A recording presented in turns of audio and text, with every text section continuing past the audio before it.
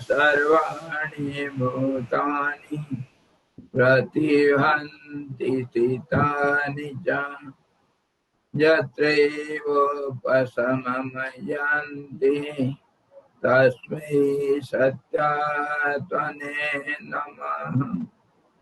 ज्ञाता ज्ञानं तथा ज्ञेयं द्रष्टा दर्शनदृश्यः कर्ता हेतुः क्रिया यस्मात् तस्मै ज्ञात्यात्मने नमः।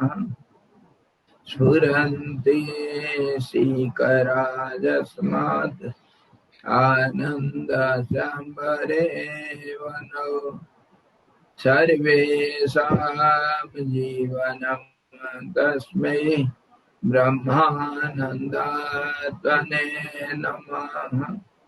ब्रह्मानन्दात्मने नमः। वेदोदधिं समन्वथ्य ज्ञानरत्नं समुद्रितं येन तस्मै वसिष्ठाय गुरवे नमः। वसुदेव भगवान की जय। सद्गुरु भगवान की जय। सच्चिदानंद भगवान की जय। शब्द ब्रह्म की जय। सरस्वती महारानी की जय। योग वशिष्ठ जी भगवान की जय।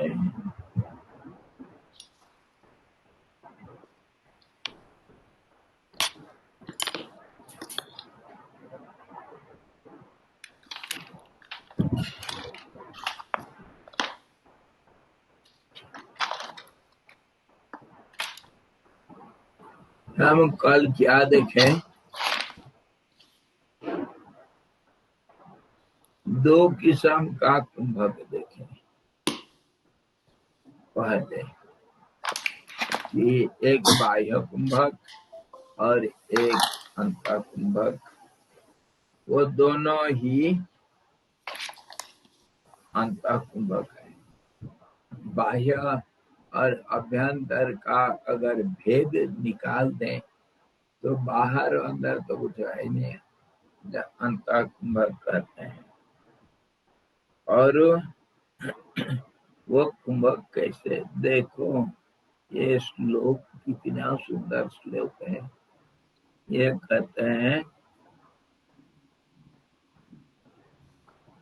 यत्र प्राणो हि अपानेन प्राणो न अपान एव च प्राणेन अपान एव च निगीर्णे बहिरन्तश्च देश कालो च पश्यतो।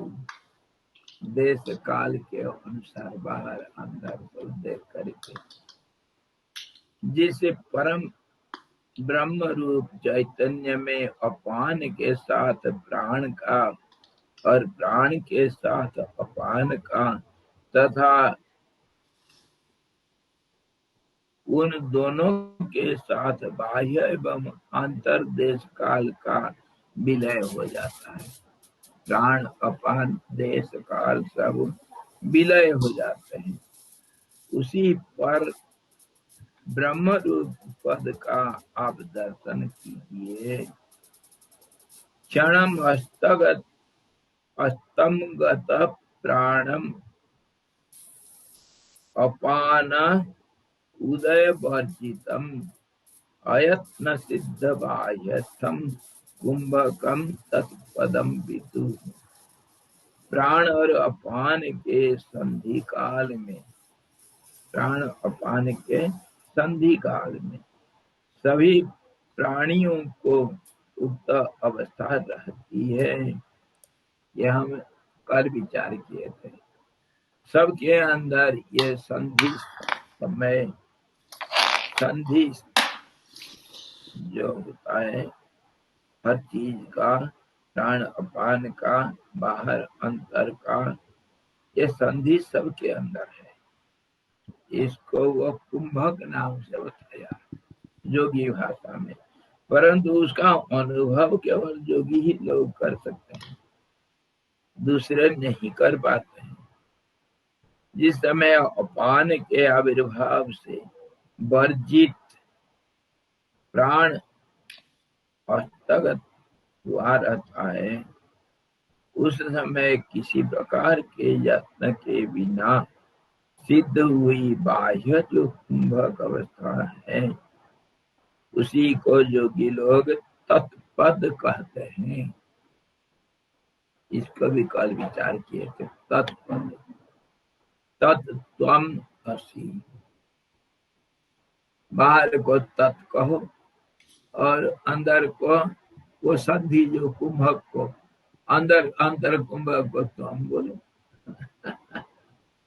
तत्त्वम किसी प्रकार के, हाँ, और आखिरी ये कह रहा है अयत्न सिद्धो, कोई प्रकार का कोई प्रयास नहीं करता हुआ जो सिद्धि हो रखा है, सबके अंदर ये है अयत्न सिद्ध। अंतस्थ कुंभक परमम पदम, अंतस्थ इसलिए कहा कि बाहर अंदर का कोई भेद नहीं, यहाँ वो परम पद है, वो कुंभक को ही परम पद मानो। इसी प्रकार के यत्न के बिना ही सिद्ध हुआ अंतस्थ कुंभक सर्वातिशायी ब्रह्मरूप परम पद है।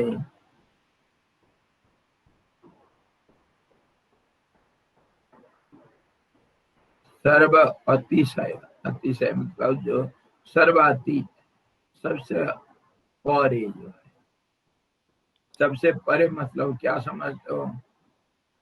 मतलब जहाँ द्वंद्व नहीं है, दूर नजदीक, बाहर अंदर, अभी बाद में, समय, यहाँ वहाँ, ये सब जहाँ नहीं है, इससे जो परे होता है, मतलब द्वंद्व से परे, कोई द्वंद्व नहीं है, दो का कोई सवाल नहीं, उसको ब्रह्म पद कहते हैं, परम पद। उसके बाद और कोई पद नहीं, जिसको प्राप्त होने के बाद और कहीं आना जाना नहीं होता है, और जिसको पाने के बाद कुछ प्राप्तव्य वस्तु बाकी नहीं रह जाता है, जिसको जानने के बाद कोई वस्तु ऐसा जानना बाकी नहीं रह जाता, मतलब सारे ज्ञान इकट्ठे एक ही जगह पर।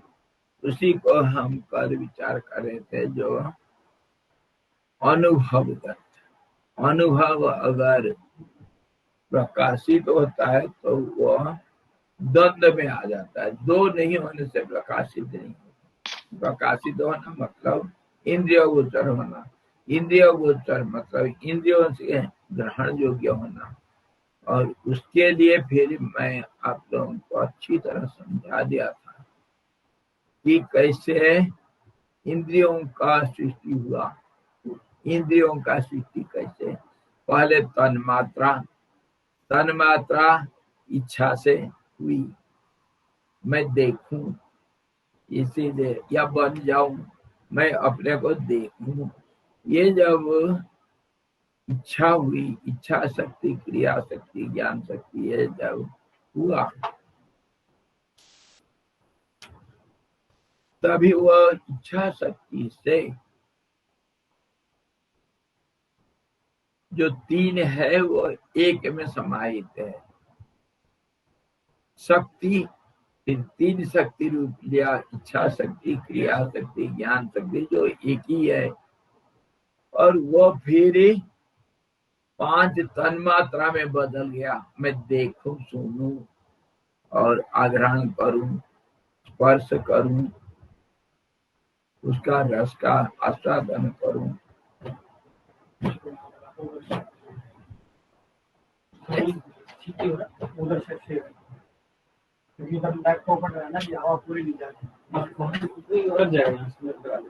ये होता है क्या, सारा बच्चा मेरे ऊपर आज ज्यादा ही मक्खियां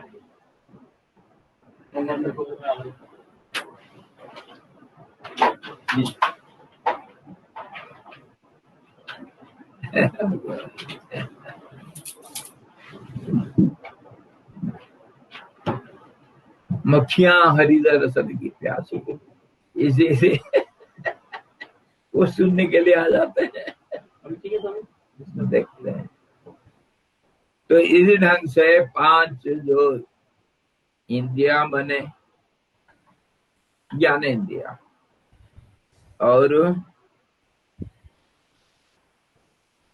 उसके बाद विषय और इंद्रियों का विषय बन गए। इसी ढंग से जो हम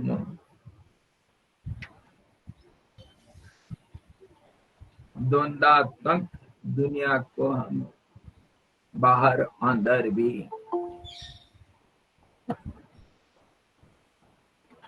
अनुभव करते हुए, प्रकाशित करते हुए और कुछ प्रकाशित करते हैं, क्योंकि वो एक मिश्रण हो जाता है। उसमें इंद्रियों के पास आते आते बहुत सारे चीज मिल जाता है उसमें, इसीलिए अनुभव एक होता है और उसको बोलते वक्त, प्रकाशित करते वक्त अलग अलग हो जाएगा। इस ढंग से वो परम पद को सर्वातिशायी सबसे परे करके माना, और वो उसका स्थिति क्या है, कुंभक का स्थिति, अंत कुंभक। और वो कुंभक क्या चीज है, स्थिरता का नाम। अच्छी तरह हम समझे, हम बार बार इसको दोहरा रहे हैं, बार बार 50 बार दोहराओ, 100 बार दोहराओ, 1000 बार दोहराओ, फिर भी अपने मन उसमें बचता नहीं, भाग जाता है इधर उधर। वो कुंभक को हम संधि के नाम से जानते हैं, और वो संधि जो है सब जगह पर है, खाली ये प्राण का अपान का नहीं, हर 2 चीज के बीच में एक संधि है, और उस संधि को 2 रूप में हम देखते हैं। तो संधि का जो बैकग्राउंड है वो भी संधि है। संधि कैसे है, संधि को इस रूप से भी हम देखते हैं।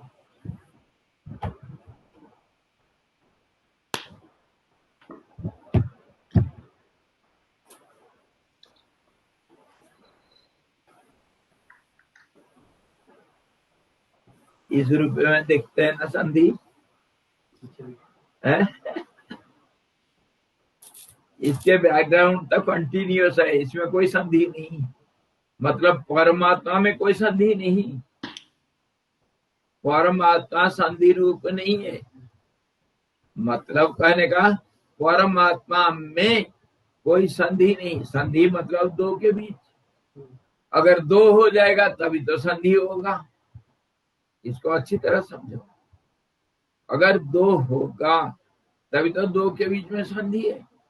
अगर एक को हम विभाजन करेंगे तब संधि होगा, भेद पैदा होगा, जो माया करती है, द्वंद करती है ना। ये 2 पेपर है ना,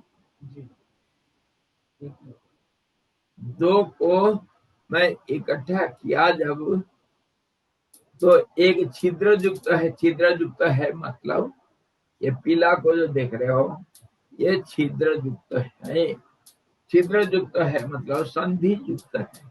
संधि मतलब बदलना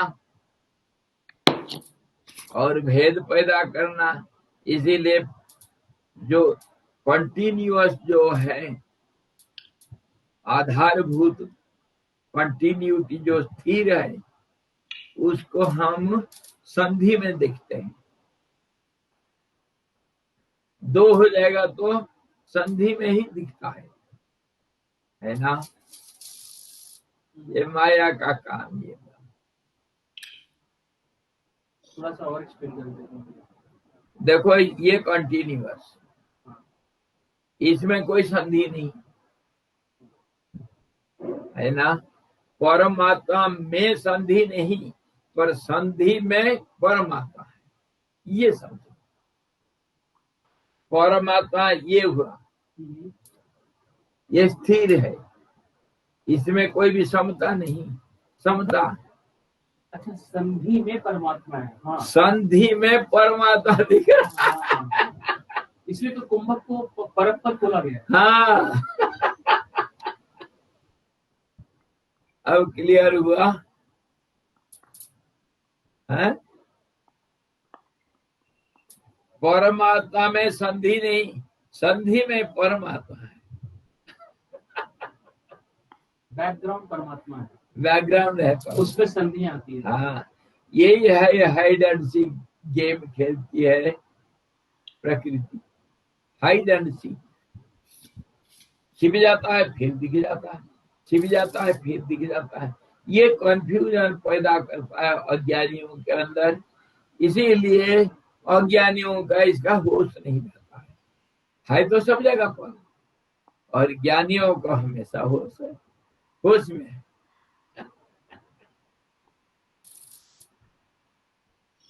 मेरा म्याजी का बहुत सुंदर है, बहुत सुंदर।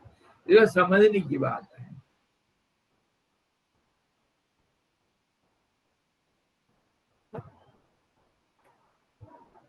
और ये जो संधि है ये दो किस्म का है, इसको भी समझो। विचार करके संधि के ऊपर प्राण अपान के बीच में ये संधि है, इसका नाम कुंभक है। ये जो सफेद सफेद दिख रहा है ना इधर, ये कुंभक है। और वो जो पीला पीला दिख रहा है वो प्राण अपान है। जो व्हाइट है वो परमात्मा है। परमात्मा है, वो कुंभक परमात्मा है। इस ढंग से परमात्मा में कोई बदलाव नहीं है यार, कुछ नहीं हुआ।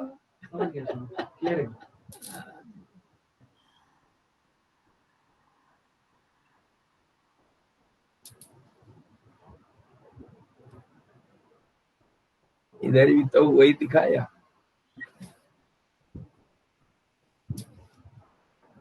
देख रहे हो, ये पीला पीला और हरा सब जगह पर है, सब जगह पर संधि है। दो पेज के बीच में एक संधि है, दो अक्षरों के बीच में एक संधि होगा, और इस संधि को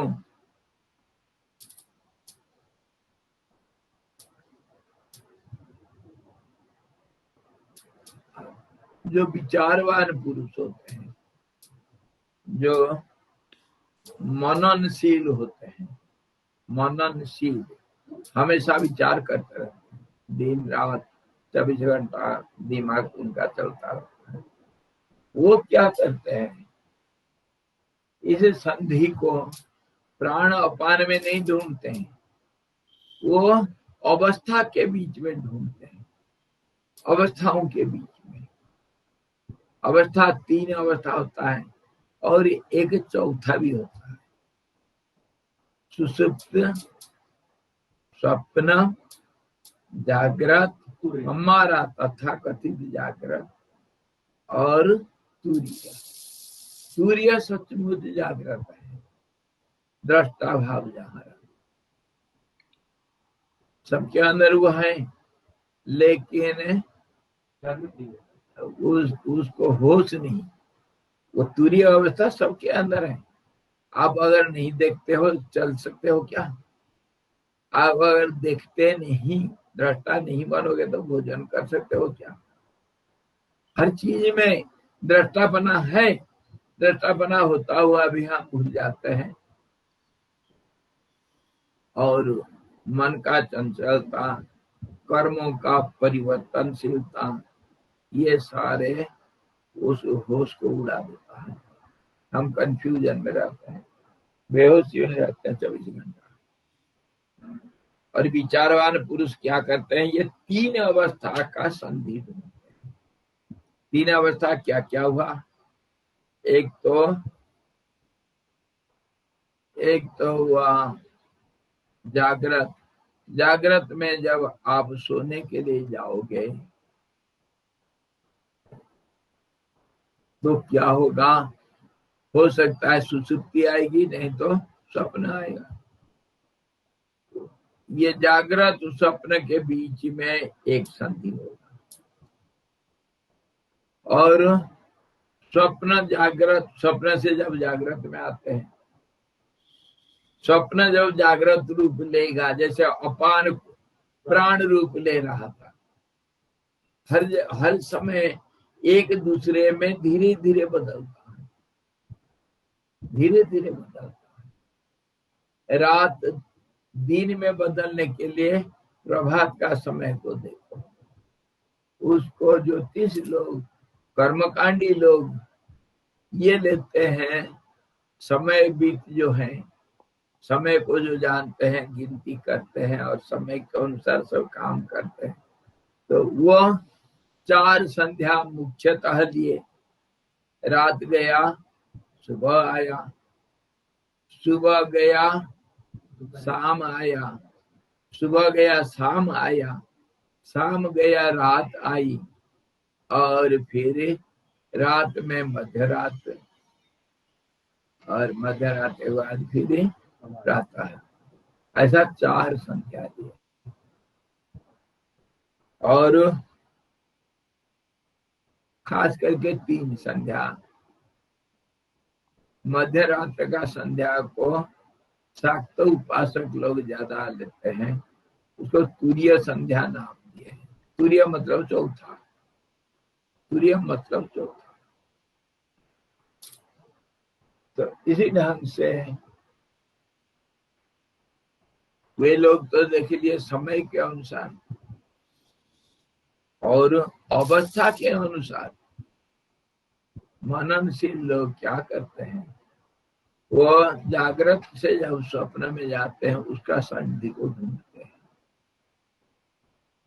और उस संधि को देख करके वो संधि में अपना मन को स्थिर कर देते हैं। मन तो रहता है उस समय, सुसुप्ति में मन नहीं काम करता है, पर फिर भी मन रहता है। और स्वप्न से जब सुसुप्ति में जाएंगे वो और कठिन है। जागृत से स्वप्न में जाते वक्त थोड़ा होश रहता है, कोई संधि को पकड़ सकता है, और स्वप्न से जागृत में आते वक्त भी हो सकता है। अभ्यास करने से यह थोड़ा बहुत आसान है। और स्वप्न से जब जाएंगे सुसुप्ति में जाते वक्त थोड़ा कठिन होता है ये संधि को पकड़ना। और सुसुप्ति से जब स्वप्न में आएंगे अथवा जागृत में आएंगे, ये तो और कठिन है, क्योंकि सुसुप्ति में मन बिल्कुल स्थिर रहता है, और उस समय जब मन स्थिरता से अस्थिरता में जाता है, स्वप्न में आ जाएगा, उस समय बहुत कठिन है इसको पकड़ना। लेकिन विचारशील लोग पकड़ लेते हैं, और वो क्या करते हैं, इस संधि में ही अपना स्थिति को कायम करते हैं। वो संधि परम पद है, संधि परम पद है, परमात्मा स्वरूप है।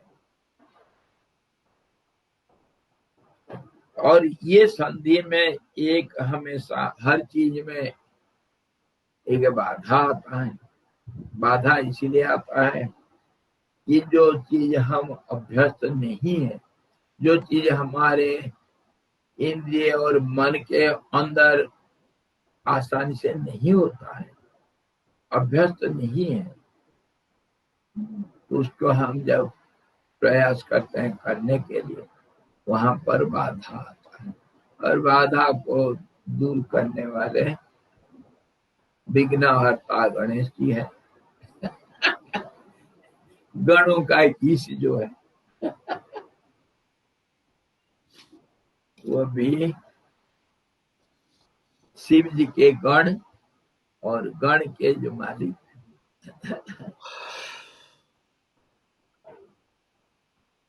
तो इसको भी संधि का अच्छी तरह जब विश्लेषण करते हैं, इसका अलग अलग रूप, और ये संधि, इसका नाम संध्या भी है, और ये अति सुंदर है, मनमोहक है। इसीलिए देखो सुबह शाम कितने वाहन देखेंगे भी तो इतना सुंदर दृश्य दिखता है। मुझे विष्णु सहस्त्रनाम में जो संधिमान स्थिरा, संधिमान, हाँ जी, संधिमान परमात्मा का नाम इसीलिए कहा गया विष्णु सहस्त्रनाम में। वो संधि उसी में अगर दिखाई देता है तब नामकरण होता है और दुनिया बनता है। संधि नहीं है तो वो तो है ही संधिमान, इसीलिए कहा गया। किसी प्रकार के यत्न के बिना ही सिद्ध हुआ, कभी इसके लिए कभी कोई यत्न करना जरूरत नहीं। क्यों? क्यों? ये हाई जो चीज, उसको पाने के लिए कोई प्रयास जरूरत नहीं। एक दिन क्या हुआ, मेरे हाथ में मैं पेन पकड़ रखा हूं, पेन लिखते लिखते हाथ में रह गया, और फिर किसी कोई ऐसे में गप्पा में लग गया, बात कर रहा था। उसके बाद कोई दुर्गी वगैरह वो आकर के मेरे को बोले, समझे इसमें साइन करना है। साइन करने के लिए मैं पेन ढूंढ रहा हूँ, ढूंढते ढूंढते परेशान हो गया।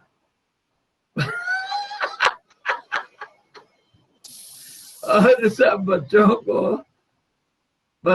को डांट रहा हूँ। ये बच्चे लोग सब मेरे पेन उठा लेते हैं, कुछ लिख करके फिर जेब में डाल के ले चले जाते हैं। अरे जहां से उठाया वहीं रखो, मुझे कितना परेशानी है। देखो तो मेरा पेन कोई ले गया। मैं सबको डांट रहा हूँ। बहुत बहुत गुस्सा आ गया मेरे को, मेरा पेन कोई ले गया, और एक पेन लाओ। तब दुर्गी कहती, स्वामी जी आपके हाथ में पेन है ना, आप पकड़ रखे और हमको डांट रहे हो। जब देखा पेन है हाथ में, फिर अपने को डांटा, बुद्धू। अपने गलती को दूसरों के ऊपर डाल देते हैं कैसे आप। तो ऐसे ही ये जो चीज हमारे पास है, हमेशा है, उसको हम ढूंढ रहे हैं। और इसी के ऊपर उदाहरण दिया था जो स्वप्न का, कन्याकुमारी का स्वप्न।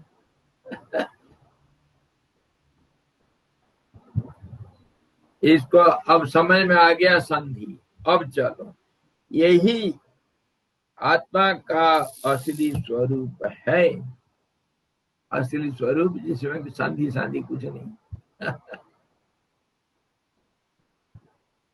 और यही अशेष मलों से निर्मुक्त, कोई इसमें मल नहीं है। मल मतलब जो ढक दे उसको, कोई मल नहीं है, निर्मुक्त है, निर्मल है, निर्मल है। और ये सूर्य चंद्र आदि प्रकाशमान पदार्थों की प्रकाशक परम चित्त है। इसका विशेषण सब दे रहे हैं। परम पद को अगर हम नामकरण करते जाएं, लिखति यदि गृहीत्वा शारदा सर्वकालम् तदपि तव गुणानां पारम न जाती। तो खुद शारदा सरस्वती अपने हाथ में धरती को अगर कागज बनाती है, समुद्र को अगर स्याही बनाती है, और कल्प वृक्ष को अगर कलम बनाती है, और अनंत काल तक खुद वाणी भागदेवी अगर लिखती जाती है तुम्हारे गुणों को, हे भगवान, तदपि तव गुणानां पारम न जाती, उसको अंत नहीं कर सकती। तो इसका नामकरण चलो करते रहेंगे जितना हो सकता है। इसलिए सहस्त्र नामों का स्वरूप हमारे परंपरा में, साधना परंपरा में आया है सब जप करने के लिए। उसको नामकरण करते हैं कि जहां सूर्य चंद्र प्रकाशमान नहीं होते हैं, सूर्य चंद्रमा ये उसके प्रकाश को उधार लेते हैं, उधार लेते हैं। कैसे? जैसे दीप से दीप जगा दो दीप से दीप जगाते चलो और प्रेम की गंगा बहाते चलो। राह में मिले जो दीन दुखी उनको गले लगाते चलो। प्रेम की गंगा बहाने के लिए दीप से दीप को जगाएंगे। तो एक दीप से दूसरा दीप जो प्रकाश को पाया उधार लिया ना। आप लोग बैंक से लोन लेते हो, पैसा तुम्हारा है क्या? नहीं, पैसा तो सरकार का है। उसको हम लोन लेकर अपना काम करते हैं और फिर पैसा को वापस कर देते हैं। वापस भी वहीं जाएगा जहां से आया, वहीं जाएगा। जतः सर्वाणि भूतानि भवन्त्यादि युगागमे, आदि युग का आगम जब होता है, सारे प्राणियां वहीं से निकलते हैं और वहीं लय को प्राप्त हो जाते हैं। त्रिपुटी जहां से उदय होता है वहीं अस्त हो जाता है। आनंद का कण वहीं से निकल करके सारे संसार को व्याप्त हो करके, आकाश धरती को व्याप्त हो करके है, और वो फिर उसी का स्वरूप उसी में लय हो जाता है। प्रकाश भी ऐसे ही है। तो प्रकाश वहां से, जितने प्रकाश के नाम हम सुने हैं या देखे हैं, सूरज, चंद्रमा, तारा, अग्नि, और जितनी चीज हम देखते हैं वो प्रकाश युक्त होते हैं। ये प्रकाश सारे वहीं से उधार लेते हैं। वो पहला मैची से है जिसमें बहुत सारे सब कुछ है, स्वयं जोते हैं। और वो फिर जिसको चाहिए, जो उसके पास आ गया उसको प्रकाशित। जो निकट संबंधी होंगे वो ज्यादा प्रकाशवान होंगे। सूर्य को हम दूसरे दूसरे ढंग से जानते हैं। सूर्य हमारे ग्रह राज है, नवग्रहों के अंदर ग्रहों का राजा है। और सूर्य को हिरण्यगर्भ भी मानते हैं कि हमारे सृष्टिकर्ता भी हैं। सूरज नहीं होता तो फिर हम लोग ये धरती और ये 8 जो सात जो कुछ ग्रह हुए, जैसे बुध, शुक्र और राहु केतु मंगल, शनि, राहु, केतु, बृहस्पति, ये सब नहीं होते पूरे। ये क्यों नहीं होते? सूरज तुम्हारे कैसे पिताजी बन गए, मालिक कैसे बन गए? वैज्ञानिक लोग भी तो कहते हैं, जैसे मान लो पहले कुछ एक ब्लास्ट हुआ, बिग बैंग थ्योरी, इसके पहले ब्लास्ट हुआ और उससे जो एटम्स सब निकले वो एक दूसरे से मिल करके वो सब ये ताराएं और सारा ब्रह्मांड के जितने सब है ये बन गए।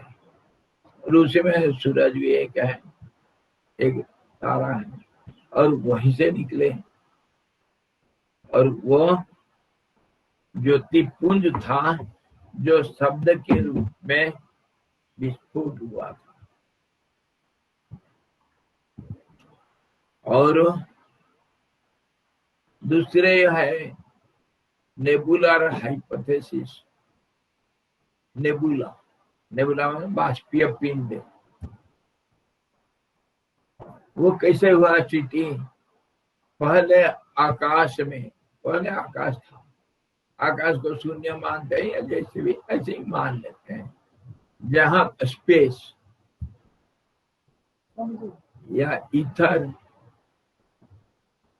उसके अंदर कुछ बाष्प जैसे पहले दिखाई दिया। जैसे आकाश में हमारे जैसे ऑटम स्काई में, जैसे जो क्या शरदकालीन आकाश में, निर्मल आकाश में अचानक शाम को कुछ थोड़ा सा दिखेंगे, कुछ एक बादल जैसे दिखेगा, दिखता है फिर गायब हो जाता है। ऐसे ही अचानक कैसे भी वो एक बाष्पीय पिंड निकला और वो फिर प्रकृति का सब नियम कानून के अनुसार वो गतिशील होने से एक केंद्र उसमें है और केंद्र के चारों तरफ घूमते रहा, तो घूमते रहने से फिर दो किस्म के दूसरे गतियों का सृष्टि हुई, सेंट्रीपेटल, सेंट्रीफ्यूगल फोर्स निकले और वो फिर धीरे धीरे टुकड़े टुकड़े निकलते गए। सब में वही फोर्स आती गई और निकलते हुए भी सेंट्रल जो मेन पार्ट रहा उसके चारों तरफ घूमते रहे और धीरे धीरे ठंडे होकर के धरती ऐसा एक स्थिति में आ गया जिसमें ये जीव जगत जैसे हम अभी देख रहे हैं ये अभी ये संभव है। दूसरे में इसी ढंग का जीव नहीं होंगे पर होंगे। मनुष्य के माफी या धरती के ऊपर जो प्राणी है उनके माफी कोई प्राणी नहीं होंगे, दूसरे ढंग के प्राणी होंगे। प्राणी मतलब जिसमें चलनशीलता है और जीवन है, प्राण है, जिसमें प्राण तो सब जगह पर होगा, आसमान होने से प्राण है और प्राण क्या इसमें नहीं था, वो जो बाष्पीय पिंड में, नहीं तो गतिशील कैसे हुआ, अपने चारों तरफ घुमा कैसे, तो प्राण का ही काम था।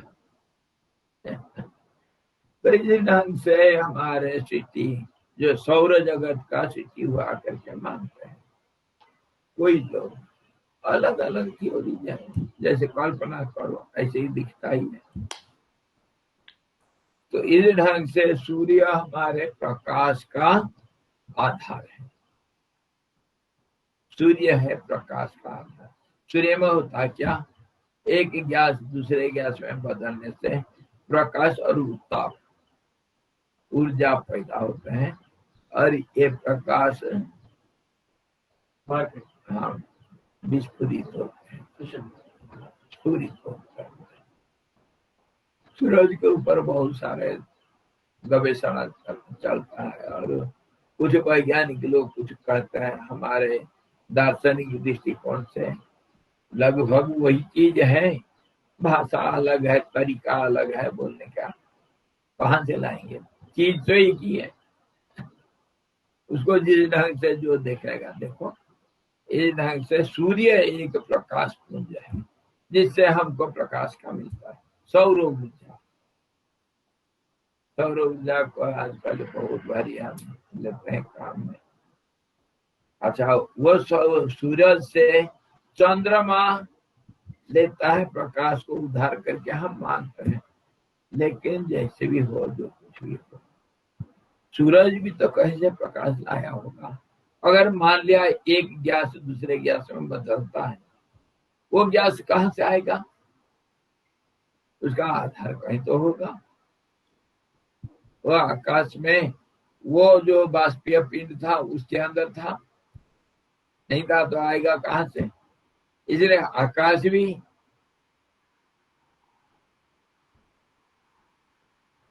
देवलोक बोलते हैं। देवता लोग को मतलब जो देवलोक में रहते हैं, प्रकाश प्रकाश स्थिति में जो रहते हैं वो प्रकाशित तो है करके देवता लोग भी देवता इसीलिए हुआ। देवलोक में जो रहते हैं, देव मतलब दिया, प्रकाश ज्योति, ज्योति का एक स्थिति है। सब जगह पर प्रकाश है। वो प्रकाश आया कहाँ?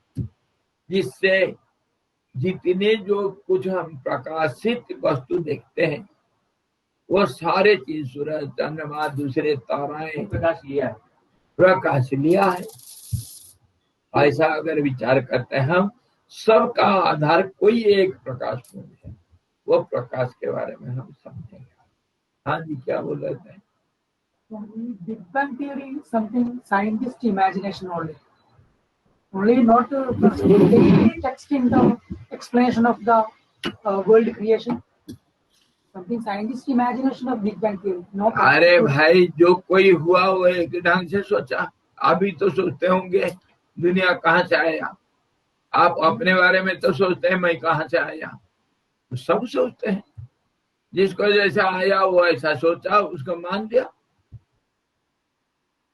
आपका कोई कुल परंपरा है, फैमिली हिस्ट्री है, आपका कोई पिताजी है, पिताजी के कोई पिताजी होंगे, उनके भी कोई पिताजी होंगे। कहाँ से आए सब? पहले कहाँ से आए? हम मनु से आए करके मानव नाम पड़ा। कोई तो होगा, नहीं तो आया कहाँ से तुम? आधार के बिना आधेय नहीं रहेगा। And there is no container. There will not be anything contained in it. है ना? आधार में आधेय रहता है, तो एक दूसरे से संबंधित। इसको तो मैं बार बार समझाता हूँ, ये रिलेटिव बोल रहे हैं। एक अगर है, दूसरा उसका संबंधित है। संबंध चाहे कार्य बनेगा, नहीं तो कारण बनेगा। ये तो होगा।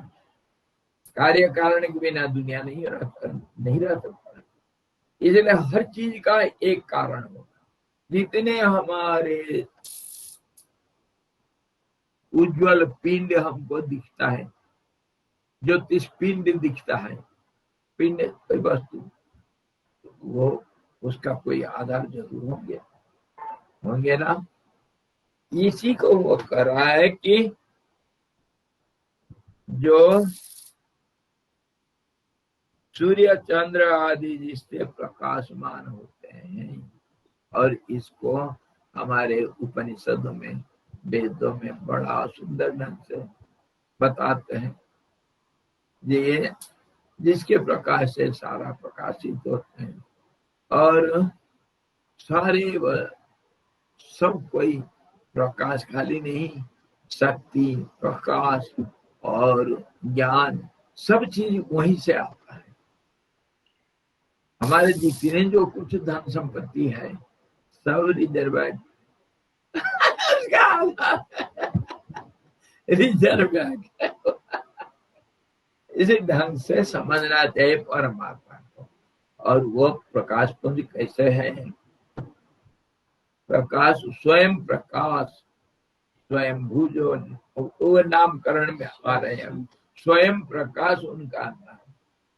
स्वयं प्रकाश मतलब जैसे दीपक, दीपक को देखने के लिए दूसरे दीपक का सहायता नहीं लेता है।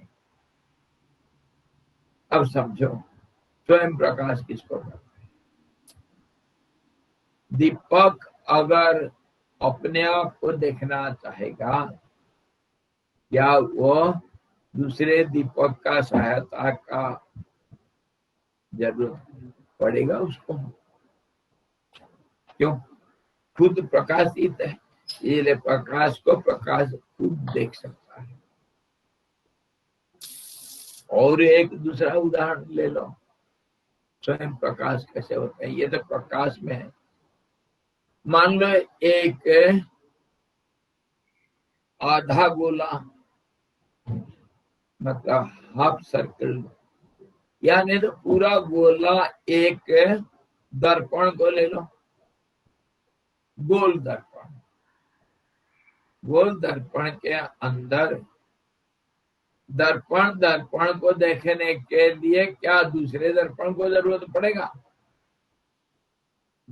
और दर्पण अपना प्रतिबिंब को देखने के लिए कहाँ जाएगा? वो अपने अंदर है, अपने प्रतिबिंब को अपने अंदर देख रहा है, क्योंकि गोल है, खुद दर्पण है। इसलिए अपने आप को देखने के लिए दर्पण को दूसरे दर्पण का जरूरत नहीं पड़ता। ऐसे ही प्रकाश को देखने के लिए दूसरे प्रकाश को जरूरत नहीं पड़ता है।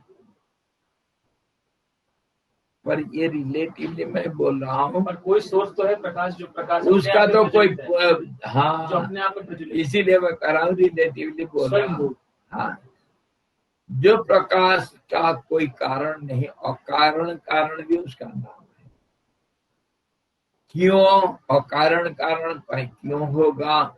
और स्वयं प्रकाश जिसको अपने आप प्रकाशित करता है, ये कैसे होगा, क्यों होगा? क्यों होगा ये तर्क सुनो। ऐसा तो क्यों पूछा नहीं जाता, ये अति प्रश्न होता है। अति प्रश्न मतलब जो सीमा के बाहर चला गया, सीमा के बाहर नहीं। स्वयं प्रकाश बोल दिया तो फिर मान लेना, तो फिर भी माना है कि मानता नहीं।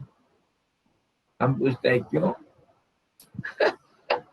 अब कुछ सुनो, तर्क ये बोलता है कि जहां दो होगा वहां कॉज एंड इफेक्ट, रिलेशनशिप सब शुरू होता है और एक दूसरे का कारण बनता है, एक दूसरे का कारण बनेगा और एक दूसरे का कार्य भी बनेगा, है ना।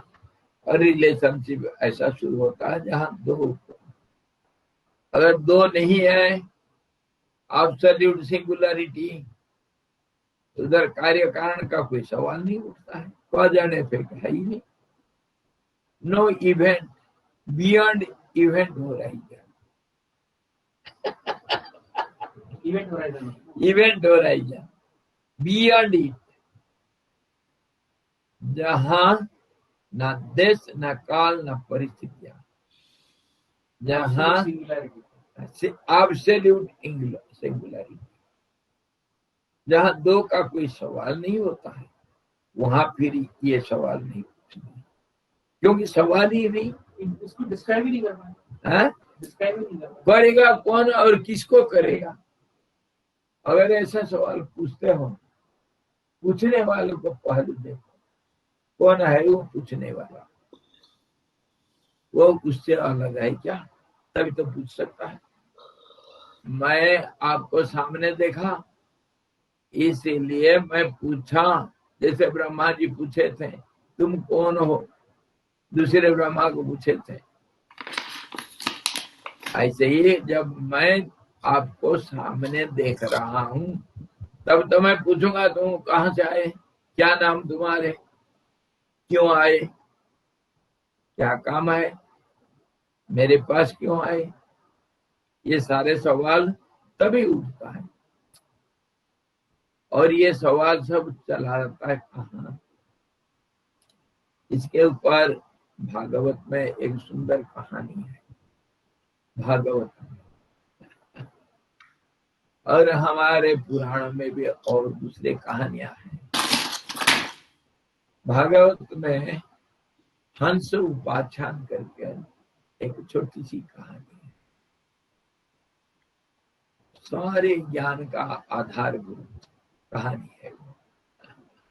वो क्या हुआ, जैसे मैं पहले कहा ना, ब्रह्मा जी सृष्टि के प्रारंभ में तपस्या में मग्न थे कि मैं आया कहाँ से, मैं कौन हूँ, कहाँ से आया, क्यों आया, मेरा क्या काम है, मेरा नाम क्या, मेरा काम क्या, मैं कौन हूँ, ये सारा सवाल के ऊपर ध्यान मग्न थे, मनन कर रहे थे, युगों बीत गया।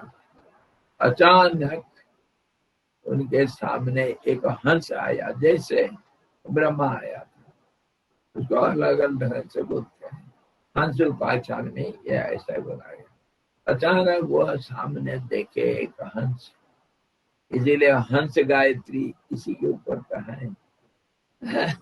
और परमहंस लोग, सन्यासी लोग हंस गायत्री, हंस मंत्र का जप करते हैं। विवेक, हंसा हंसा विद्यमान है वही वाला। हाँ, समझो हंस कौन है, किसको है? वही हंस में बता रहा, विवेक को बोलते हैं, सच और झूठ को। परमात्मा का नाम हंस, हंस है। सोहम का मैं कहा था, सोहम का जप करना, सोहम ओम में बदल जाता है, ओम जब पूरा बदल जाएगा तो सोहम और हंसा, वही हंस बन जाता है। तो हंस नाम पड़ा इसी ढंग से, और उसको हम एक रूप दिए, हंस स्वान जो होता है रूप दिए। हंस के अंदर बहुत सारे ऐसा गुण है जो दूसरे किसी के अंदर नहीं है, इसीलिए उसका हंस कहा गया। वो विवेक को, विवेक को। हाँ, क्यों, वो क्षीर नीर को अलग कर सकता है, अलग कर सकता है, इसलिए उसको हंस कहा गया, विवेक को हंस कहा गया। और भगवान का नाम मेधज है, मेधज मतलब मेधा से, विवेक से जो पैदा हुआ, इसलिए नामकरण हो रहा मेधज, मेधा से जो पैदा हुआ मेधज। जैसे बारी से जो पैदा हुआ बारिज, कमल का नाम, पानी से जो पैदा हुआ तो यज, अम्बुज नाम पर कमल का जो जात होता है। चलो, हंस आकर के सामने पहुंचा, पहुंच देखा, ब्रह्मा आंख खोलता है तो हंस एक बड़ा विचित्र जीव, वो कभी देखा नहीं था। तो ब्रह्मा पूछता है वैसे ही जैसे अपने को पूछ रहा था, अपने को जैसे पूछ रहा था वैसे ही हंस को पूछा, तुम हो कौन, तुम कौन हो, कहाँ से आए, कैसे आए। तो ब्रह्मा का जो पहले अपने ऊपर जो सवाल था उसको हल करने के लिए हंस का उद्भव हुआ। ब्रह्मा अपने आप को पूछ रहा था कि मैं कौन हूं। इसमें बहुत गहरी अर्थ है यहाँ सुपाख्यान में।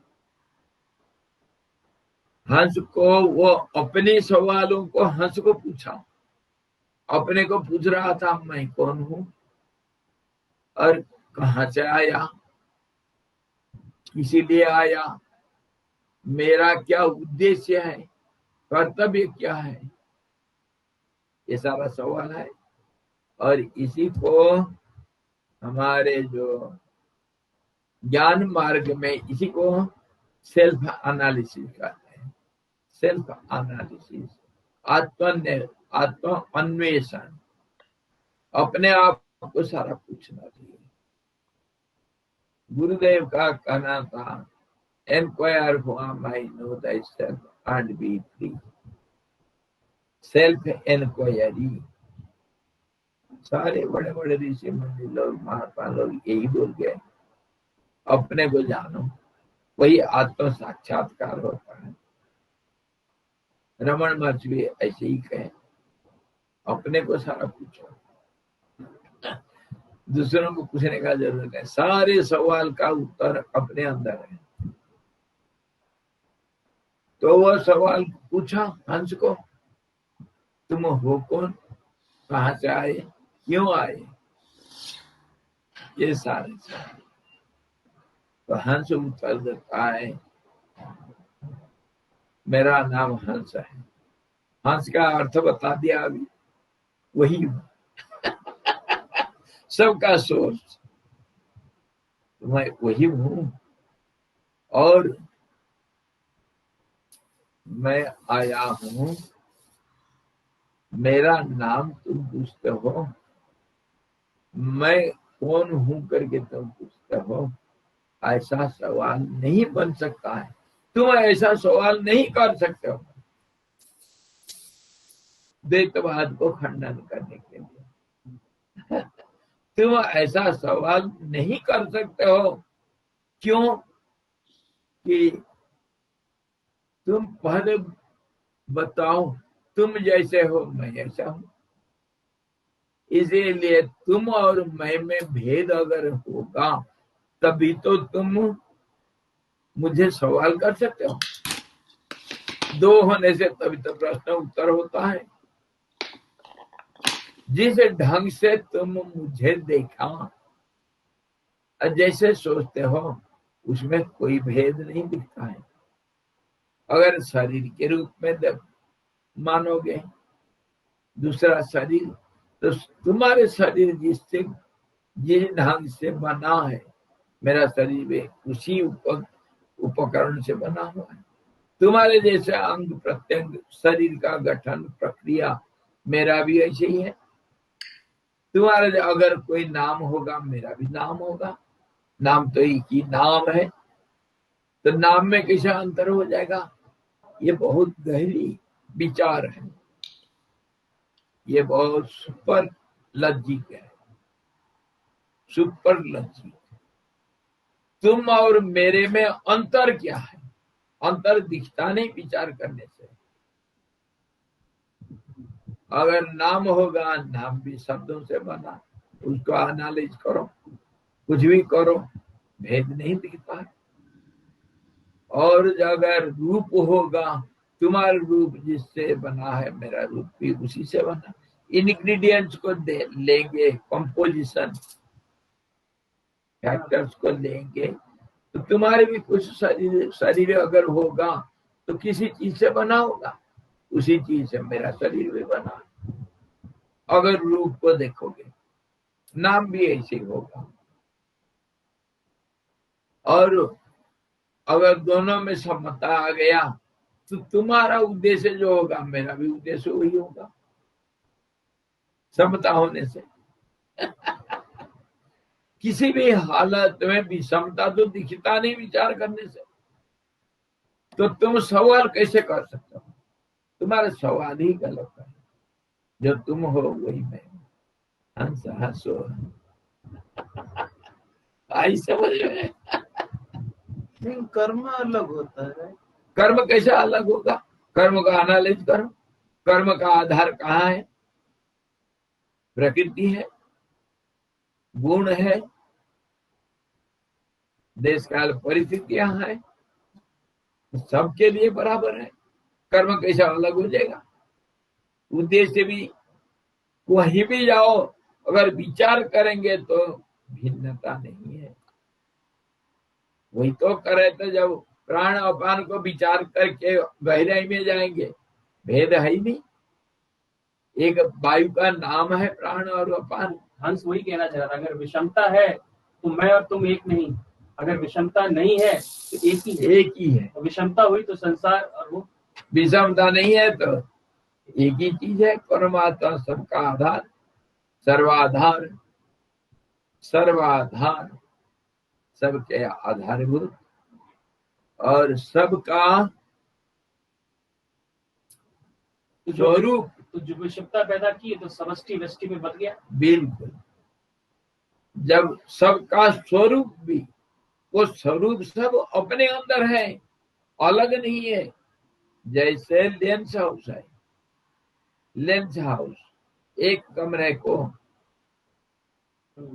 दीवारों को तुम अलग अलग लेंस में सजा दो, मतलब अपना रूम को चारों तरफ लेंस लगा दो, छोटे बड़े साइज के। दर्पण के बारे में अभी कह रहा था, अभी लेंस लगा दो। लेंस लगा देने से जो प्रतिबिंब को प्रतिबिंब करने वाला,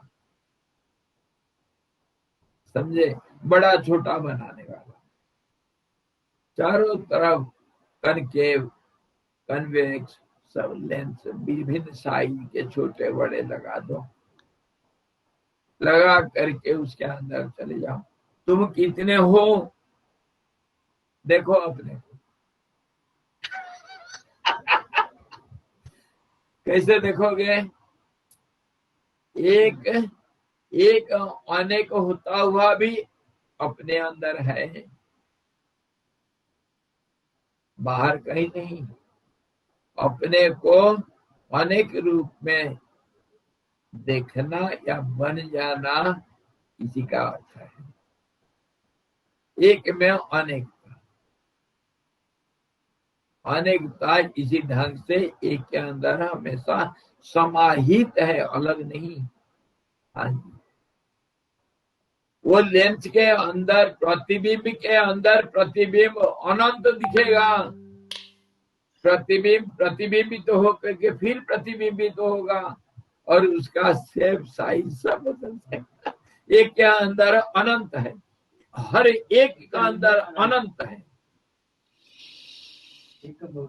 इसीलिए जब ब्रह्मांडे तत् पिंडांडे, आप ही के अंदर अनंत कोटि ब्रह्मांड रखा हुआ है। इसी ढंग से देश काल ये सब inter dependent, inter penetrated, inter operated, inter connected, inter related, सब एक दूसरे से अलग नहीं हो सकते, दिखते हैं अलग। प्रतिबिंब जितनी तुम अनंत देखोगे उस कमरे के अंदर, वो एक दूसरे से संबंध नहीं तोड़ सकते हैं, सब संबंधित है एक दूसरे से, फिर भी अलग है। ये है संसार का असली रहस्य। स्वामी जी हरिओम। यानी कि ये we are all interdependent and intra dependent, but nobody is independent. Nobody is independent yet dependent. No, yet independent. Dependency also is related. Dependency within independency. Independency within dependency. जैसे ये सारे प्रतिबिंब को मैं बताया, ऐसा इंडिपेंडेंसी भी है, स्वतंत्र है फिर भी परतंत्र है। और स्वतंत्र परतंत्र ये तो सवाल उठेगा जहां दो होगा। जहां एक है वहां स्वतंत्र नहीं, परतंत्र नहीं। जब तक एक में समाहित नहीं होंगे तब तक स्वतंत्रता के अंदर परतंत्रता और परतंत्रता के अंदर स्वतंत्रता नहीं। एक के अंदर अनेकता जैसे वैसा स्वतंत्रता। हर चीज खाली स्वतंत्रता नहीं, खाली ज्योति नहीं, ज्योति के बारे में हम बात कर रहे थे, प्रकाश के बारे में। प्रकाश भी ऐसे ही है, एक दूसरे से संबंधित और आधारित। अच्छा। और वही एक है जो एब्सोल्यूट सिंगुलरिटी, वो उसमें ये सब सवाल नहीं उठता। The end of all the questions, the end of all the fights.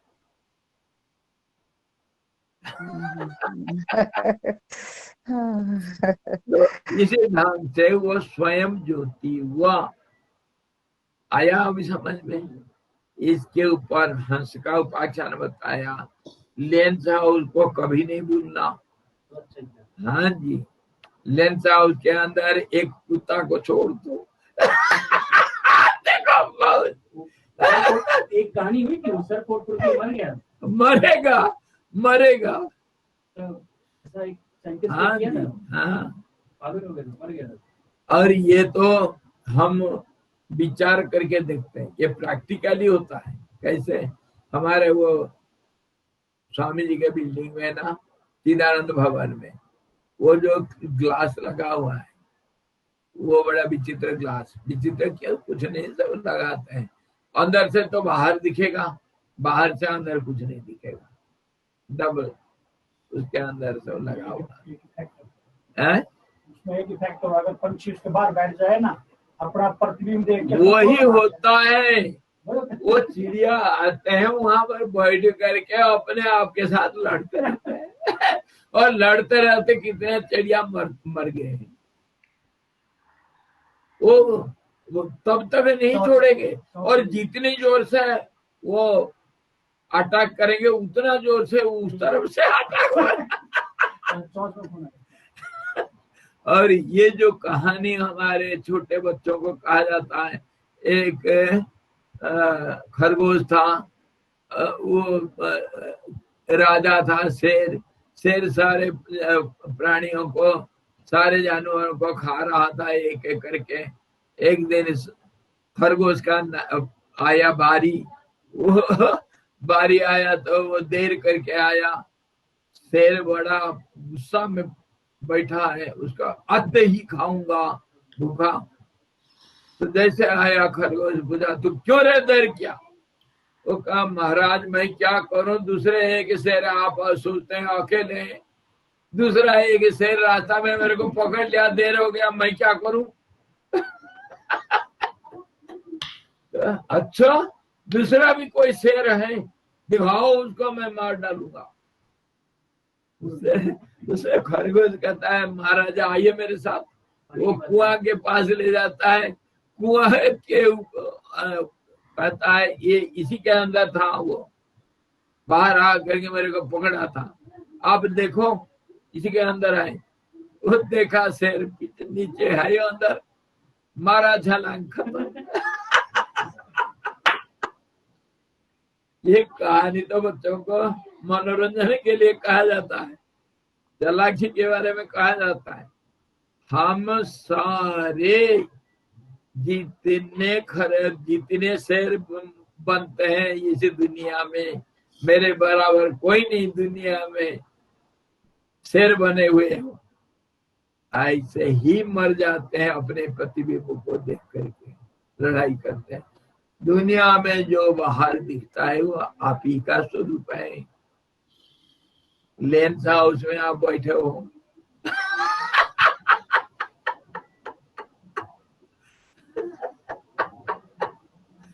Lens house के अंदर बैठ करके बाहर देखते हो, ये ऐसा है, वो ऐसा है, तू मेरा दुश्मन है, तू मेरा दोस्त है, तू मुसलमान हो, मैं हिंदू हूँ, वो हिंदू है, वो ईसाई है, वो गोरे हैं, ये काले हैं, वो निग्रो है, ये इंग्लिश है, तेरी के, ये सब तुम्हारे ही स्वरूप।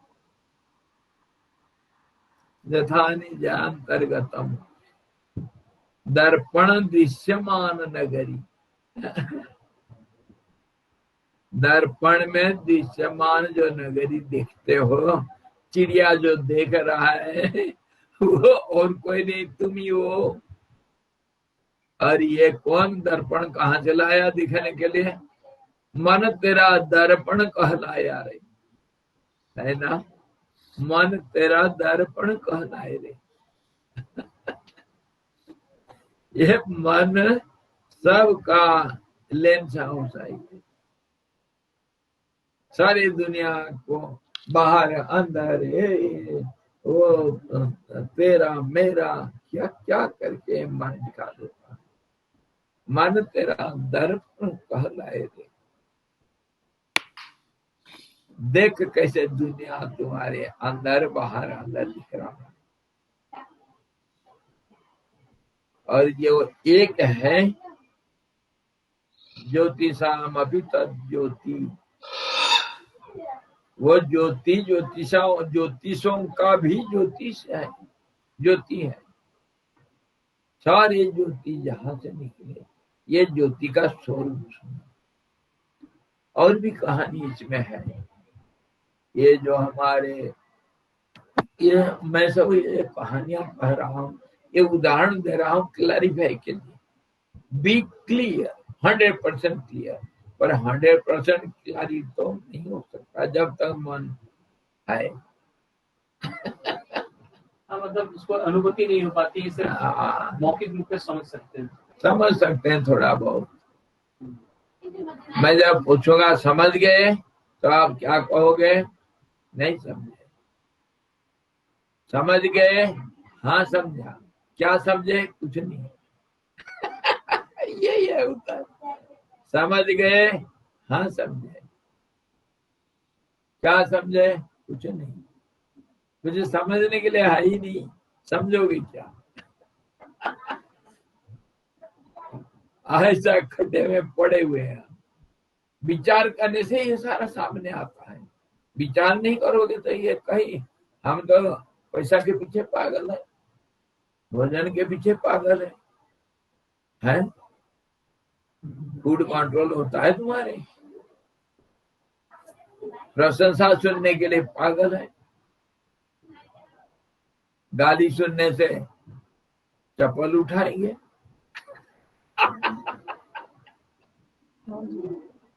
कौन किसी को गाली दे रहा है? तुम अपने जीभ को काट लोगे तो क्या थप्पड़ मारोगे? अपने दांत से अपने जीभ को काट लिया तो क्या थप्पड़ मारते हो अपने को? तो तुम्हारी दूसरे स्वरूप तुमको गाली दे रहा है तो तुम उसको क्यों चप्पल मारोगे? वो समझ नहीं पाते, याद नहीं रहता, भूल जाता है, भूल जाते हैं हम। इसीलिए ये सारा दुनिया ऐसा कंफ्यूज हुआ है।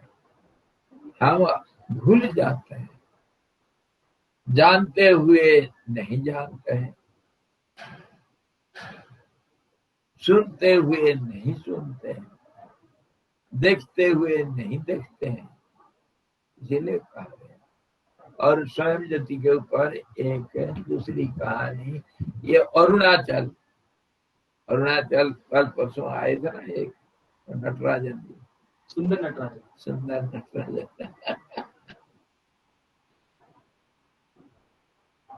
उसके ऊपर एक कहानी है। शिवरात्रि जब आता है वो कहानी कहा जाता है। एक बार क्या हुआ, ब्रह्मा और विष्णु में झगड़ा हो गया। मैं इसको बोलते ही आप लोग सवाल उठाएंगे, ब्रह्मा और विष्णु में झगड़ा हो सकता है कहीं? ब्रह्मा सृष्टि करता, विष्णु पालन करता है, इनके अंदर झगड़ा कैसे होगा? अरे जहां भेद है तो झगड़ा तो भाई उसी का नाम तो झगड़ा है, उसी का नाम झगड़ा है। और एक रजोगुण से सृष्टि करेगा, सत्व गुण से पालन करेगा। सत्व रजस अगर आपस में टकराएंगे नहीं तो फिर विषमता अगर पैदा नहीं हुआ तो सृष्टि और पालन ये दोनों चीज कैसे संभव है? इसलिए लड़ाई तो होना है, लड़ाई अवश्य होगा। और वो लड़ाई गहराई में जाएंगे तो दो मन के अंदर हमेशा लड़ाई चल रहा है। एक भावना दूसरे भावना का विपरीत होने से लड़ाई है। महाभारत रामायण अपने अंदर 24 घंटा चलता रहता है। तो हुआ ब्रह्मा विष्णु का लड़ाई हुआ, मैं बड़ा। ब्रह्मा कहता है मैं तो सृष्टि करता हूँ, तुम कौन हो? तुम मेरे से बड़ा कैसे हो जाओ? विष्णु कहता है कि तू कैसे बड़ा हो जाएगा, मैं तो तेरे को पैदा किया। सत्व क्यों रजस को पैदा करता है? कैसे? सत्व का आखिर जो सीमा अति सूक्ष्मता, और सूक्ष्मता के बाद फिर नाद बिंदु कलातीतम जो कहा, सबके अतीत हो जाना, गुणातीत होना, गुण के अतीत जाना, और सत्व के अंत में है। रजस सत्व और तमस के बीच का है स्थिति, इसीलिए उसमें अंत नहीं। उसमें अंत एक तरफ तो सत्व होगा, एक तरफ तमस होगा, आखिर अंत नहीं होगा। इसीलिए सत्व कहता है, विष्णु कहता है मैं तेरे को सृष्टि किया, करना स्वाभाविक हो गया, और तुम मेरे से बड़ा कैसे हो जाओगे? सृष्टि करता ब्रह्मा कहता मैं तो सृष्टि करता हूं, मैं तुमको बनाया परम दृष्टि से, तुम कैसे मेरे से बड़ा हो जाओ? लड़ाई होते होते समाधान नहीं हुआ जब, तो फिर वो सोच रहे थे चलो तीसरा को बुलाए। तीसरा कौन है? शिव जी। ब्रह्मा विष्णु का झगड़ा हुआ तो शिव जी आ जाएगा, इसीलिए तो तीन है। तीनों का एक triangular force, cooperative triangular force है, तीनों मिलने से होगा सब कुछ। तो जा रहे थे शिव जी को जज बनाने के लिए, तुम ही फैसला कर दो कौन बड़ा कौन छोटा। तो जाते जाते बीच में अचानक एक ज्वाला पिंड है, हाँ लाइट का एक स्तंभ दिखा, एक स्तंभ, ज्वाला स्तंभ का प्रकट हुआ। तो प्रकट हुआ और उसके बारे में वो आकाश में कहाँ तक है कोई जानता नहीं, और नीचे भी कहाँ तक है कुछ पता नहीं, आदि अंत उसका पता नहीं। ऐसा एक ज्वाला स्तंभ सामने दिखाई दिया। तो वो अचानक रुक गए। तो आकाशवाणी हुआ कि हे ब्रह्मा हे विष्णु, तुम लोग मेरा अंत जो पहले देख करके, मेरा अंत आखिर सीमा जो पहले देख करके यहाँ आकर के उपस्थित होगा वह सबसे बड़ा होगा। मेरा अंत को देखो। आकाशवाणी। तो फिर आपस में सोचे कौन कहाँ जाएगा। तो ब्रह्मा कहता है मेरे पास तो हंस है वाहन, मैं उड़ उड़ करके जा सकता हूँ, मेरे को छोड़ दो मैं ऊपर जाऊँ। तो विष्णु कहते हैं थोड़ा बूढ़े है ना, तो मान गए। कहते हैं ठीक है तुम ऊपर जाओ, मैं बराह रूप ले लेता हूँ और मिट्टी खोद खोद करके अंदर चले जाऊंगा। अंदर जा करके ये जो लिंग आकार का, लिंग मतलब एक स्तंभ, स्तंभ का नीचे मैं देखूंगा, तुम जाओ ऊपर देखो। जो पहले आकर के इधर अंत देख करके आ जाएगा वो बड़ा हो जाएगा। दोनों मान लिए आकाशवाणी को। ब्रह्मा उड़ते उड़ते उड़ते उड़ते युगों बीत गया।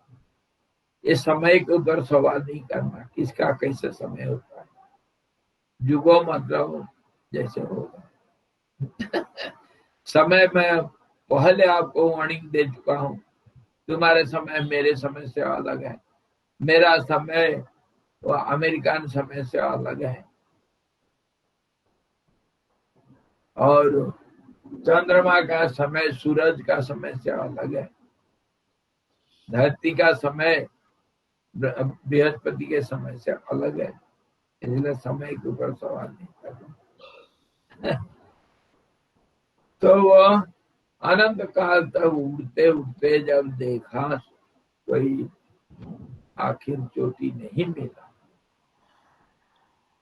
देखा एक आसमान से एक फूल गिर रहा, उसका नाम था केतकी। केतकी बड़ा खुशबूदार, केतकी जब फूल खिलता है कांटेदार एक होते हैं, उसमें क्रॉप रूट होता है, और गन्ना के पत्ते के माफी दोनों तरफ छोटे छोटे कांटे होते हैं, और उसके कली जो निकलता है वो पत्ता ही फूल होता है। जैसे हमारे फायरबॉल, बोगनवेलिया, केवड़ा तो नहीं बोले, केवड़ा केवड़ा केवड़ा केतकी उसी का था। तो वो बहुत अच्छी होती है। बहुत खुशबूदार, 1 किलोमीटर तक खुशबू चलेगा, और वो सबको बड़ा प्यारा है। वो एक केतकी फूल आसमान से गिर रहा है, ब्रह्मा देखा और पूछा, अरे केतकी तू कहाँ से गिर रहा है, और कब से गिर रहा है, कहाँ से आ रहा है तू? वो कहा, महाराज मेरे को किसी ने ये शिव जी के ऊपर चढ़ाया, शिवलिंग, ये ज्योतिर्लिंग, इसी का नाम ज्योतिर्लिंग। तो ये लिंग के ऊपर चढ़ाया था, पर ऊपर नहीं चढ़ाया था, ऐसा कोई चढ़ाया था तो बीच में मैं टकरा करके नीचे गिर रहा हूं। अच्छा तू कब से गिरा, ऊपर नहीं चढ़ पाया? नहीं। अच्छा तू कब से गिर रहा है? मुझे याद नहीं, अनंत काल से गिर रहा। अच्छा तो मेरा पहुंचना उधर असंभव है ना, मैं क्या जानू, मैं तो कब से गिर रहा हूं मुझे याद नहीं। अच्छा तो ठीक है, तू सुन, मेरा बात सुन, मैं ऊपर जा रहा था, ऊपर जाना मुश्किल, चलो कोई बात नहीं, मैं ऊपर चला गया हूं करके तू गवाही दे देगा? मैं कैसा झूठ गवाही दूंगा? चुप, ज्यादा बात करेगा मारूंगा, तेरे को अभिशाप दूंगा। ज्यादा बात नहीं करना, मैं ब्रह्मा नहीं जानता हूं, मैं तेरे को बनाया और तू मेरे बात नहीं मानेगा, मानना पड़ेगा, नहीं तो मैं अभिशाप दूंगा। कहते कि हाथ जोड़ी, बोले ठीक है पिताजी, जैसे बोलते वैसा करूंगा, करूंगी, जैसे मानो। तो कहता कि राजी हो गया। वो दोनों आ रहे थे, रास्ता में देखे कामधेनु को कहीं जाते हुए देखा, ब्रह्मा पूछा, अरे कामधेनु, अरे सुरभि तू कहाँ जा रही?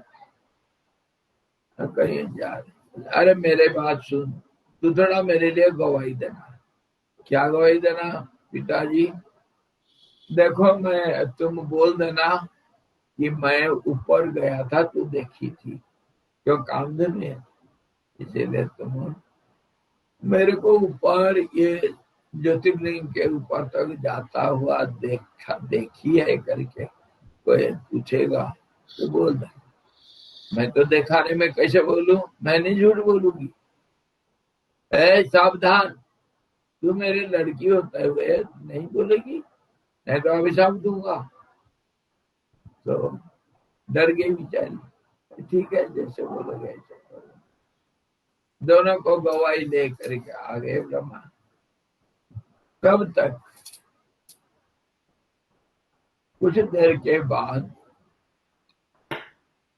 या पहले आ गए थे, पहले आ गए थे शायद, पहले ये विष्णु आ गए थे, बराह रूप में नीचे गए थे। देखे मेरे बस का नहीं, बहुत अनंत काल तक चलते गए अंदर, बस का नहीं, अंत दिख रहा, इसलिए हार मान जाना अच्छा है। और हार मान के क्या आ गए थे, मैं छोटा बच्चा। तो आकर के जब दोनों का आपसी विचार हुआ, क्यों विष्णु तुम देख लिया था अंत? नहीं भाई, मैं नहीं देख पाया। तो ब्रह्मा जी को पूछा, विष्णु तुम देख लिया? हाँ मैं देखा हूं। कैसे? कौन कहेगा तुम देखे हो करके? ये देखो ना, मैं इंद्र को तो गवाही लेकर के आया हूं, इसीलिए। कहते कि बोला, हाँ हाँ मैं देखा हूं, मैं देखा हूं, ये ऊपर गए थे। कामधेनु को पूछे, तुम देखी है? हाँ मैं देखा हूं।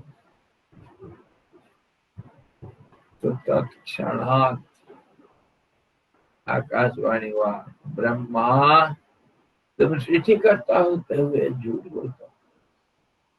इसीलिए ये जिस मुख से तुम बोले, पर ब्रह्मा का 5 मुंह था, इसलिए जिस मुंह से तुम झूठ बोले वो मुख तुम्हारे तुम्हारे काम करके शिव जी उस सिर को उड़ा दिए। शिव जी दंड दिए, और तुम झूठ बोले, इसलिए तुम्हारी पूजा कभी नहीं होगा, ब्रह्मा का पूजा नहीं होगा।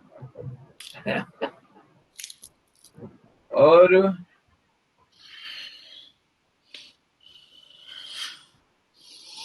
गाय को अभिशाप दिया, तू इसे मुंह से झूठ बोली, इसलिए तेरे मुंह को कोई नहीं पूजा करेंगे, मुंह को पूजा नहीं करेंगे। गाय को पूजा करता है, उसके पूंछ को, उसके गोबर को, उसके खुरी को, पैर को, सींग को, सबको पूजा करेंगे, मुंह को पूजा नहीं करेंगे। गाय का मुंह को पूजा करना मना, कर्म कांड में विधान नहीं। और केतकी को अभिशाप दिए, तुम मेरे अग्राह्य हो गया, मैं तेरे को कभी नहीं ग्रहण करूंगा। तो बड़ा घमंड करती है कि मैं सबसे खुशबूदार हूं, इसीलिए मैं आज से अभिशाप देता, मुझे मेरे ऊपर तो कभी नहीं अर्पित होगी। तो फिर केतकी बड़ा क्या प्रार्थना क्या, महाराज हम दोषी नहीं है, ब्रह्मा जी हमको जबरदस्ती किया, इसलिए हमें ऐसा किया, माफ कर दो। ठीक है, साल में शिवरात्रि के दिन एक ही दिन चढ़ेगी और दूसरे दिन नहीं। कामधेनु मांगी माफी, मैं तो नहीं बोल रही थी, ब्रह्मा जी जबरदस्ती किए, इसीलिए मैं बोली ठीक है, तेरे मुंह को छोड़ के और सब पूजा होगा। मुंह से झूठ बोली। इस ढंग से वो ज्योतिर्लिंग का आविर्भाव हुआ था, और शिव विष्णु बड़े हैं करके आकाशवाणी में विष्णु ही पूजा योग्य है, क्योंकि सच बोले, अपना हासियत को स्वीकार किए, असमर्थता को स्वीकार किए। ये निष्पत्ति हुआ था, वो ज्योतिर्लिंग निष्पत्ति की, तो वही अरुणाचल के रूप में अभी पूजा होता है, जहाँ रमन महर्षि रहे, और वह उसका सारे मिट्टी पत्थर लाल रंग के हैं, तांबे रंग का है। तो ये अग्नि था करके प्रमाण है। ये अग्नि पिंड जो उजाला पिंड था, वो स्थूल रूप ले लिया, अरुणाचल शिव जी का रूप है। जैसे भी ये कहानी ज्योतिर्लिंग से आई। ज्योतिर्लिंग भारत में अनेक है, सब 9 ज्योतिर्लिंग, 12 ज्योतिर्लिंग है। तो ये ज्योतिर्लिंग का इसी प्रकार परमात्मा का नाम ज्योतिर्लिंग स्वयंभू है। स्वयंभू अपने आप पैदा हुए। जितने ज्योतिर्लिंग, इनका स्थापना नहीं हुआ कभी। कोई इतिहास में, पुराण में इनका स्थापना का कहीं इतिहास नहीं, अपने आप। ये मुझे पता है। अपने आप प्रकट हुए हैं। स्वयं भू, भू माने होना, प्रकट होना, मतलब मैटेरियलाइज होना, इसलिए स्वयं भू। और ज्योतिर्लिंग है, स्वयंभू लिंग अनेक है। ज्योतिर्लिंग में केदारनाथ है ज्योतिर्लिंग। तो इस ढंग से जो परमात्मा, वो प्रकाश का आधारभूत ज्योतिर्लिंग है। अच्छा, आज फिर पूरा नामकरण नहीं कर पाए, गप्पा मारने में बड़ा बहुत इंटरेस्टिंग है। इसे कहानी बोल करके, ये कहानियां यूनिवर्सिटी में सिर्फ कहानियां है। कहानी में साफ हो जाता है छोटी से एक विषय हम विचार कर रहे हैं कि ये जो कुंभक संधि, जिसका नाम परमात्मा, ज्योतिषों का ज्योतिष कैसे है, और सारे सब चीज के, सारे जगत का आधारभूत कैसे है, एक में अनेकता कैसे है, द्वंद्वात्मक दुनिया कैसे है, तो समझ में आना चाहिए। और बाकी सब तो जानना, वो तो किताब पढ़ के ही जान लेंगे यार। इसमें क्या तकलीफ है। पर वो एक को जानना चाहिए जिसके अंदर सब कुछ है, तब उसको जान लेने के बाद सब कुछ जाना जाता है। इसलिए सारे ज्ञान का आधार, और ज्ञान किसको कहते हैं इसको भी समझना चाहिए। जो प्रकाशित करता है, काश मतलब दिखाना, प्रकाश मतलब विशेष रूप से जो स्पष्ट करता है, वन विच क्लैरिफाइज, उसका प्रकाश करता है, लाइट उसी का नाम है। ये जो हमारे साधारण हम जो प्रकाश को जानते हैं, करता है क्या, अंधकार को दूर करता है, ये तो कहेंगे। तो अंधकार को दूर करना मतलब क्या हुआ, जो नहीं दिख रहा है वो दिखेगा, ये तो होगा ना। उसमें अब देखो, जैसे हमारा दर्शन करने वाला जो इंस्ट्रूमेंट है आंख, उसको पर्याप्त आधार नहीं मिलता है वो वस्तु के साथ संबंध स्थापना करने के लिए।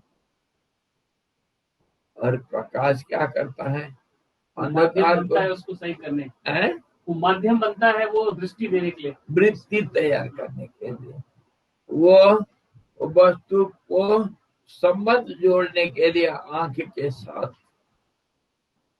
वो जो बाधा है उसको दूर करता है। और उसमें होता है क्या, प्रकाश क्या करता है, क्या उसका जानकारी आंख के जरिया से मन को देता है, मन बुद्धि चित्त इत्यादि हो गया। तो जिससे हमको जानकारी मिलता है,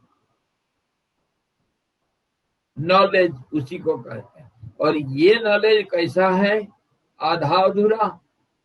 इसीलिए ये जो प्रकाश है ये आधा अधूरा ज्ञान देता है हमको, हाफ हजार नॉलेज, इन्फॉर्मेटिव नॉलेज आई समझ में। और जो स्वयं प्रकाश होगा वो पूर्ण ज्ञान देगा, वो वस्तु का अंदर बाहर चारों तरफ पूर्ण रूप से। और वो ज्ञान कब होगा? उसको योगी की भाषा में कहते हैं संयम। संयम मतलब उस दिन मैं कहा था वो समाधि, समाधि का नाम संयम है। समाधि कैसे? कोई वस्तु का चिंतन करते करते उसी का रूप में खो जाना, उसको संयम कहते हैं। ध्यान लगाना, समाधि लगाना और तद्रूप हो जाना। सूर्य के ऊपर संयम करोगे, सूर्य रूप बन जाओगे तो नक्षत्र मंडल का, ब्रह्मांड का ज्ञान होता है। अच्छा, चंद्रमा के ऊपर संयम करोगे, चंद्रमा रूप बनोगे तो ये जो हमारे सब राशियों का, अलग ग्रह नक्षत्रों का, इसका सब ज्ञान होगा। ऐसे ही किसी वस्तु के ऊपर तुम संयम करोगे, किसी के ऊपर कर सकते हो, कोई नाम कोई रूप के ऊपर कर सकते, मन को एकाग्र किया, तद्रूप बनना, तद्रूप बन जाओगे तो उसका पूर्ण ज्ञान होगा, अनुभव हो जाएगा। मैं ही हूं, जैसे मेरा ज्ञान मुझे है, ऐसे ही किसी वस्तु का ज्ञान मिल जाता है, पूर्ण ज्ञान। उसको अनुभव ज्ञान कहते हैं। और वो अनुभव ज्ञान को परमात्मा मानते हैं। इसीलिए ज्ञान का आखिर सीमा, ज्ञान का आखिर आधार, जिसको जानने के बाद और कुछ नहीं जाना जाता है। इसीलिए ये ज्ञान स्वरूप होने से वो प्रकाश का आधार है। क्यों? प्रकाश क्या करता है? हमको ज्ञान देता है। और ज्ञान वो हमारे जो जानकारी में जितना प्रकाश है वो सारे आधा अधूरा ज्ञान देते हैं। इन्फॉर्मेटिव नॉलेज, विषयगत ज्ञान देते हैं, इंद्रियगत ज्ञान देते हैं, मानसिक ज्ञान देते हैं, और परम ज्ञान, परम तत्व जो है, जो एब्सोल्यूट एक है, वो उसका जब तद्रूप हो जाएगा, ब्रह्मविद ब्रह्मैव भवति, ब्रह्म को जो जाना वो ब्रह्म रूप हुआ, तो वो फिर उसके लिए और कुछ जानने का बाकी नहीं रहता है। और सारे ज्ञान वहीं समाप्त हो जाता है। और सारे आलोक भी, आलोक जो ज्ञान देने वाला होता है, आलोक मतलब ज्ञान देने वाला। इसीलिए मैं कहा अंधकार और प्रकाश में अंतर क्या है? जब पदार्थ को स्पष्ट रूप से इंद्रिय गोचर करता है, इंद्रियों के साथ संबंध जोड़ता है, ये संबंधित है, पर वहां संबंध नहीं है, वो तद्रूप है। इसीलिए वो ज्योतियों का ज्योति और ज्ञानों का ज्ञान का भी ज्ञान। ब्रह्मविद ब्राह्मण्यो ब्रह्मी, वो भी ऐसे ही वेद पुराण उपनिषद में ऐसे ही बताया गया। और उसी को हम योगियों के भाषा में प्राण और अपान का संधि के रूप में और स्थिरता के रूप में योगी भाषा में हम अभी थोड़ा बहुत समझ रहे हैं। यही आत्मा का असली स्वरूप है। आत्मा मतलब परमात्मा। और यही अशेष मौलों से निर्मित सूर्य चंद्र आदि प्रकाशमान पदार्थों की प्रकाशक परम स्थिति है, परम चित्त है। चित्त ज्ञान, होश, चेतना, चेतना, अवेयरनेस, कॉन्शियसनेस, तो उसको चित्त बोलते हैं। सत्य चित्त आनंद। तो ये जो चित्त स्वरूप है जो सबको प्रकाशित करता है, अभी आया आलोक रूप, इसीलिए चित्त होने से, ज्ञान रूप होने से प्रकाश रूप भी है। आया समझ में? नहीं है। यही तत् जागतिक पदार्थों का, जागतिक जगत के साथ जो संबंधित है, जगत के अंदर है, मतलब वर्ल्डली ऑब्जेक्ट्स, जागतिक पदार्थों का अवभाषक प्रकाश है। आपका सूरज, चंद्रमा और जितने तारे हैं, जो कुछ है, आकाश से लेकर के, हवा से लेकर के, कुछ भी मानो, शब्द, रूप, रस इत्यादि जो कुछ भी है, ये जगत के अंदर है। इसीलिए ये स्वयं ज्योत नहीं है, इसको प्रकाश करने वाला वो है, वो है अवभाषक प्रकाश है। और इसी को प्राप्त कर मनुष्य सुख तब तक सुख ग्रस्त नहीं होता है। इसीलिए सुख होने से सुख भी होगा, सुख होने से दुख भी होगा, ये सब वहां कुछ नहीं है, वह आनंद रूप है।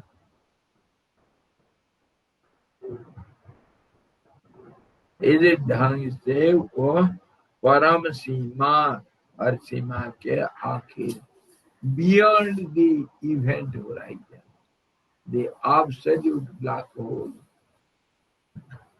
अंतर्यामी हृदय कंदरा, हृदय के अंदर वह हमेशा स्थित है, समता के रूप में, संतोष के रूप में, शांति के रूप में,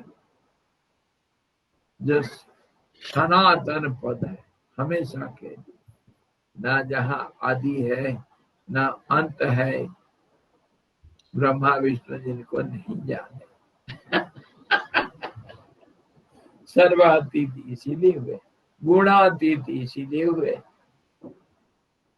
आप कहोगे फिर शिव जी का स्वरूप तो था, गुणातीत कैसे हो जाएगा? शिव तो तमस का आराध्य, तमस का स्वरूप है, गुणातीत कैसे हो जाएंगे? ना, शिव मतलब शांत है। शिव हम जो इनको संहार करता मानते हैं, वो शिव परम शिव से अलग है।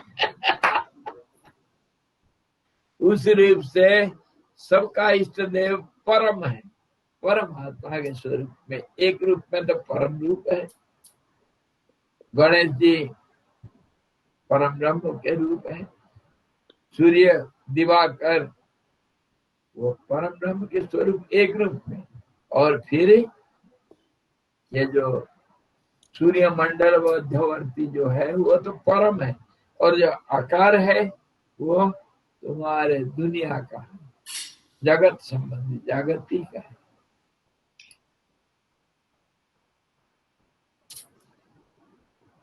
इस ढंग से हम कुंभक, संधि और परम पद। हरिओम स्वामी। हाँ जी परमहंस पद तो कितना उच्च होगा ना जी। परमहंस जो पद देते हैं संतों को, हंस, परमहंस, परमहंस पद। परमहंस, परमहंस भी उन्हीं का नाम है। हाँ, तो ये हमारे परमहंस माता जी उन्हीं को, का नाम है। हमारे मालती देवी माता को परमहंस परिव्राजकाचार्य, ये इनका है ना। हाँ जी, परमहंस परिव्राजकाचार्य। और ये सब हमारे सन्यासियों का लिखा जाता है। हाँ जी, परमहंस इसीलिए कि वो ज्ञान का आधार बन जाते हैं, और ध्यान करते करते समाधिस्थ होने से उनको परमहंस कहते हैं। हंस और परमहंस, हंस तो हमारे स्वान हुआ, जो पक्षी हंस मानते हैं वो भी बड़ा भारी श्रेष्ठ पक्षी है। और परमहंस मतलब, हंस मतलब दूसरे सन्यासी लोग कभी बोलते हैं हंस मतलब ब्रह्मा भी है, हंस का मतलब है, और परमात्मा परमात्मा का मतलब। चलो धन्यवाद। आज ही फिर कोई सवाल होगा कल पूछेंगे। आज तो सवाल सब किनारे हो गए, क्या किया जाए, इसमें फंस गए हम। मिठाई लाए, नामकरण हुआ ना, पर आज अधूरा हुआ, और वो ना कल करेंगे। अच्छा कल करेंगे। हरिओम।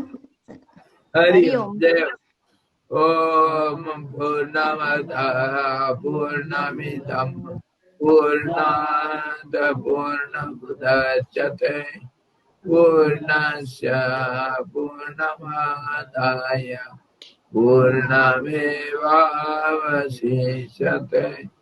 ओम शांति शांति शांति। ओम सद्गुरु भगवान की जय, सच्चिदानंद भगवान की जय, शब्द ब्रह्म की जय, सरस्वती महारानी की जय, जोगवशिनी भगवान की जय।